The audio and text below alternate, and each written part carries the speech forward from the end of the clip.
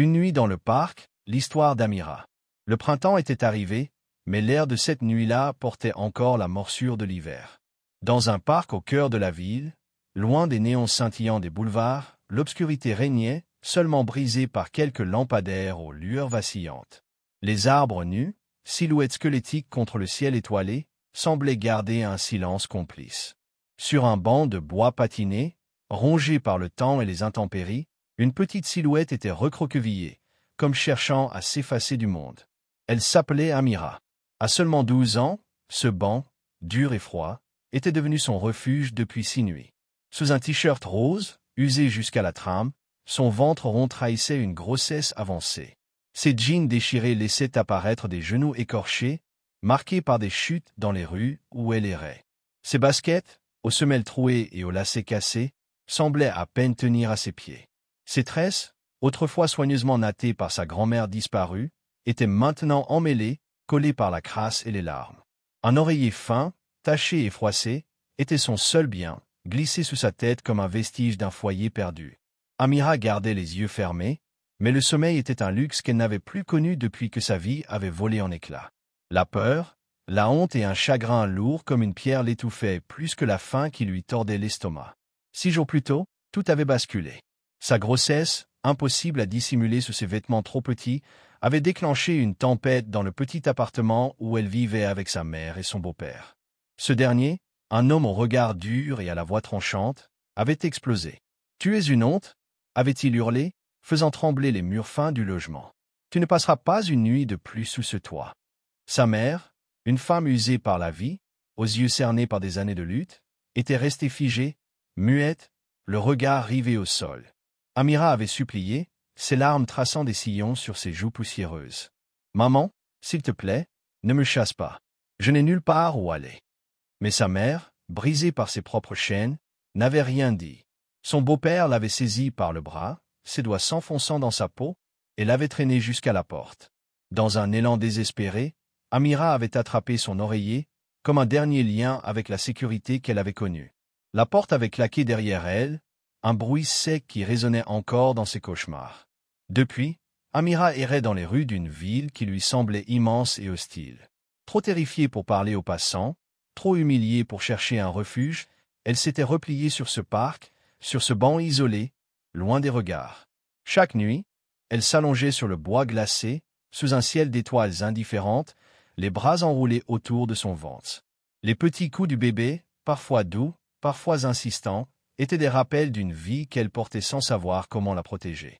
Comment une enfant de 12 ans, abandonnée par sa famille, pouvait-elle survivre seule? Comment pourrait-elle être une mère alors qu'elle n'était qu'une enfant?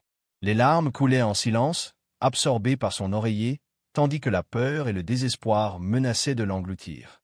De l'autre côté du parc, des pas lourds résonnèrent sur le gravier. Un homme grand, vêtu d'un costume bleu marine taillé sur mesure, avançait lentement, les mains enfoncées dans les poches, l'esprit perdu dans un tourbillon de pensées. Alexander King, 42 ans, était un millionnaire connu pour ses transactions impitoyables et son génie stratégique dans le monde des affaires. Son nom inspirait à la fois respect et crainte dans les cercles d'élite de la ville. Mais ce soir, après avoir quitté un gala de charité où les discours sur la générosité sonnaient creux, son cœur était lourd. Alexander avait grandi dans un quartier modeste, élevé par une mère célibataire qui s'était sacrifiée pour lui offrir une chance. Il avait gravi les échelons à la force de son intelligence, mais une part de lui, enfouie sous des années de succès, se souvenait de la précarité, de la peur de ne pas savoir où dormir le lendemain. Ses nuits de marche dans la ville étaient son refuge, un moyen de retrouver une clarté que les heures des galas ne pouvaient lui offrir. Alors qu'il traversait le parc, son regard fut attiré par une silhouette frêle sur un banc. Une enfant, pensa-t-il d'abord, peut-être une fugueuse. Mais en s'approchant, la vérité le frappa comme un coup de poignard. Une jeune fille, à peine adolescente, enceinte, seule dans la nuit froide. Ses cheveux tressés, son visage marqué par les larmes, son corps tremblant sous des vêtements trop légers. Tout en elle criait une détresse qu'il ne pouvait ignorer. Il s'arrêta, le souffle coupé. Comment une enfant pouvait-elle être abandonnée ainsi? Son esprit s'emballa, partagé entre l'instinct de l'aider et la crainte de l'effrayer. Était-il prudent de s'approcher? Et si elle le voyait comme une menace? Puis, Amira bougea dans son sommeil. Son visage, éclairée par la lueur pâle d'un lampadaire, révéla une jeunesse presque insoutenable. Son ventre rond, ses traits tirés par l'épuisement, son corps secoué de frissons, tout cela brisa quelque chose en lui. Il ne pouvait pas détourner le regard. Prenant une profonde inspiration, Alexander s'avança doucement vers le banc. Il s'agenouilla à quelques mètres, veillant à garder une distance rassurante. « Jeune fille, est-ce que tu vas bien ?» demanda-t-il, sa voix basse et empreinte de douceur. Amira ouvrit les yeux brusquement, la peur inondant son regard. Elle se redressa, reculant contre le dossier du banc, les mains crispées sur son oreiller. « Ne me faites pas de mal, s'il vous plaît, » murmura-t-elle, la voix tremblante, presque inaudible. Alexander leva les mains, paumes ouvertes, comme pour apaiser un animal blessé. « Personne ne te fera de mal, je te le promets. Tu es en sécurité. » Sa voix, calme et posée, portait une sincérité qui perça légèrement la panique d'Amira. Elle resta immobile, ses yeux scrutant son visage, cherchant un signe de danger. Mais il n'y en avait pas. Quelque chose dans son regard, dans la façon dont il se tenait à distance, la fit hésiter à fuir. « Comment vous appelez-vous » demanda-t-il doucement. « Amira » murmura-t-elle, à peine audible. « Quel âge as-tu, Amira ?»« 12 ans. » Ces mots frappèrent Alexander comme un coup de poing. 12 ans. Enceinte. Seule. Et ta famille? Où est-elle? Les larmes montèrent aux yeux d'Amira, débordant sur ses joues. Ils m'ont mise dehors, à cause du bébé. Sa voix se brisa, un sanglot étouffé. Le cœur d'Alexander se serra, une colère sourde montant en lui contre ceux qui avaient abandonné cet enfant. Mais il la ravala, gardant un ton doux pour ne pas l'effrayer. « Depuis combien de temps es-tu ici, dans ce parc ?»« Presque une semaine, » souffla-t-elle, les yeux baissés. Il la regarda, son cœur se brisant à l'idée d'une enfant livrée à elle-même dans la nuit. « Amira, veux-tu me faire confiance? Laisse-moi t'aider. Tu ne devrais pas passer une nuit de plus dehors. » Amira hésita. La rue lui avait appris la méfiance, la prudence face aux promesses des adultes. Mais les yeux d'Alexander, d'un brun profond et chaleureux, portaient une lueur de bonté qu'elle n'avait pas vue depuis longtemps. Sa voix, ferme et douce, semblait sincère. Lentement, ses défenses s'effritèrent. Elle hocha la tête, un geste timide, presque imperceptible. Alexander se leva lentement et lui tendit la main. « Viens avec moi. Tu es en sécurité maintenant. » Sa petite main tremblante se glissa dans la sienne, et à cet instant, Alexander fit une promesse silencieuse. « Plus de nuits seule pour toi, Amira. Plus de peur. Je ferai tout ce qu'il faut pour te protéger, toi et ton enfant. » Leur histoire ne faisait que commencer. Alexander guida Amira vers sa voiture, une berline noire garée juste au-delà des grilles du parc. Elle s'accrochait à sa main, chaque pas hésitant, son corps frêle secoué de frissons dans l'air glacial. Il ouvrit la portière côté passager et remarqua qu'elle tremblait. « Tu as froid ?» demanda-t-il. Elle hocha la tête, incapable de parler. Il retira sa veste en laine, encore chaude de sa propre chaleur, et l'enroula délicatement autour de ses épaules. Amira serra le tissu contre elle, ses doigts maigres s'agrippant comme si elle craignait qu'il disparaisse. Elle s'assit sur le siège, son oreiller pressé contre sa poitrine, ses yeux scrutant l'obscurité à travers la vitre. « Où allons-nous » demanda-t-elle d'une voix si faible qu'elle semblait sur le point de se briser. « Dans un endroit chaud et sûr, » répondit Alexander, son ton rassurant. « Un endroit où on prendra soin de toi. » Il démarra, traversant les rues calmes de la ville endormie. Son esprit bouillonnait, hanté par l'image de cet enfant abandonné. Il n'avait jamais rien vu d'aussi cruel, d'aussi injuste. Tout en conduisant, il passa un coup de fil discret. « Docteur Jennings, c'est Alexander. J'ai besoin de vous. C'est urgent. » Quelques minutes plus tard, il s'arrêta devant l'un des meilleurs hôpitaux privés de la ville. Le docteur Elizabeth Jennings, une femme d'une cinquantaine d'années aux cheveux grisonnants et au regard bienveillant, les attendait à l'entrée, un manteau jeté sur sa blouse blanche.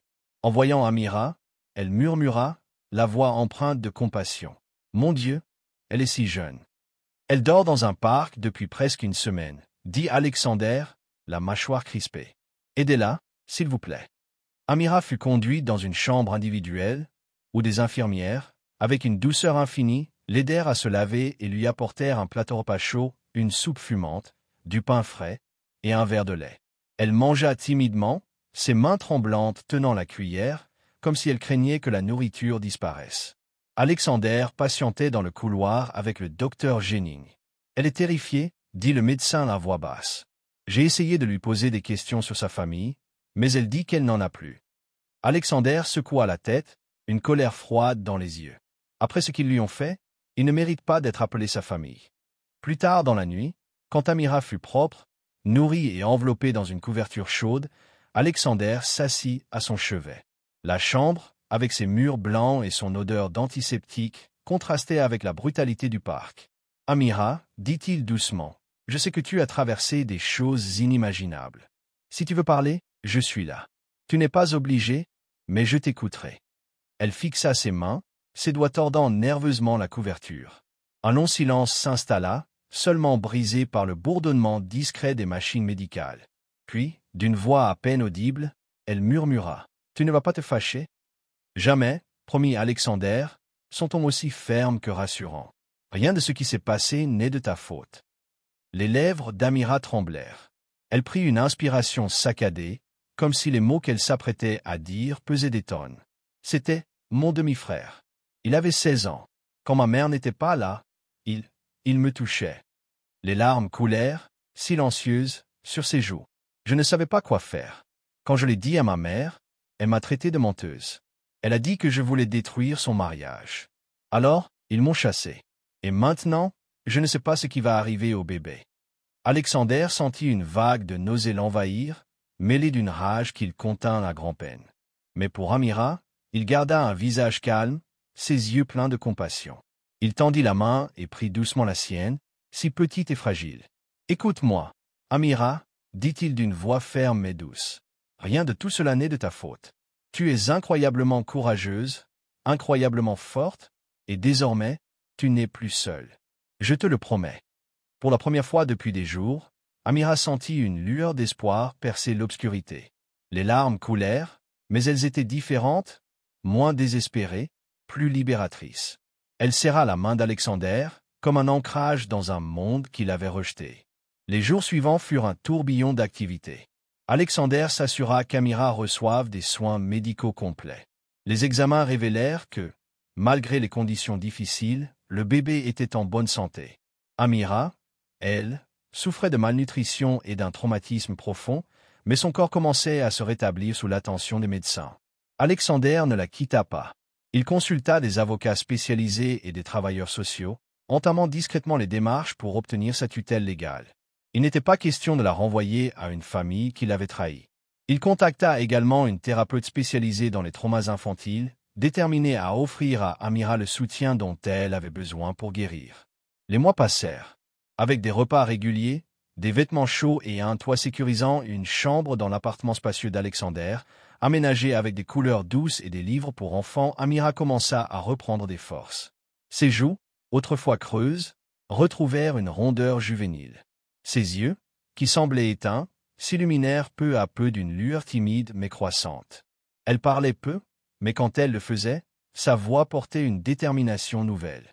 Alexander, bien que célibataire et sans enfant, apprit à naviguer dans ce rôle inattendu de protecteur. Il engagea une gouvernante, une femme chaleureuse nommée Clara, pour aider Amira à s'adapter à sa nouvelle vie et l'accompagner dans ses besoins quotidiens. Le jour de l'accouchement arriva dans une tempête d'émotions. Amira, terrifiée mais soutenue par Alexander et le docteur Jennings, donna naissance à une petite fille en bonne santé, qu'elle nomma Hope Espoir. Dans la salle d'accouchement, Alexander lui tenait la main, ses yeux brillants de fierté et d'émotion. Lorsqu'Amira prit sa fille dans ses bras pour la première fois, elle le regarda, les larmes coulant librement. « Merci, murmura-t-elle. Tu nous as sauvés toutes les deux. » Il sourit, la voix enrouée par l'émotion. « Non, Amira, tu t'es sauvée toi-même.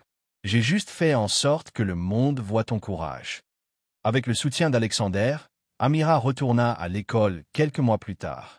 Une école privée, choisie pour son programme flexible, lui permit d'étudier tout en élevant Hope. Clara l'aidait à s'occuper du bébé, et des tuteurs venaient à domicile pour l'accompagner dans ses devoirs. Alexander, devenu son tuteur légal, veillait à ce qu'elle ne manque de rien. Il assistait à ses réunions scolaires, applaudissait à ses petites victoires, et lui offrait une stabilité qu'elle n'avait jamais connue. Des années plus tard, Amira se tenait fièrement sur la scène de sa remise de diplôme de lycée, son diplôme dans une main. Hope, désormais une fillette rieuse de 4 ans, dans ses bras. Dans la foule, Alexander, les yeux humides, applaudissait avec une fierté qu'il n'avait jamais ressentie dans ses succès professionnels. La vie avait été cruelle envers Amira, mais elle lui avait aussi offert la bonté d'un inconnu qui était devenu sa famille. Lorsqu'on lui demandait de raconter son histoire, elle souriait doucement, ses yeux brillants d'une force tranquille. Parfois, il suffit d'une seule personne pour tout changer. Si vous avez aimé cette histoire, n'oubliez pas de mettre un j'aime et de vous abonner pour découvrir d'autres récits émouvants, dramatiques et inattendus. Dites-nous dans les commentaires d'où vous nous regardez. Nous sommes ravis de vous lire. À bientôt. Restez bienveillants, restez curieux et continuez à nous suivre.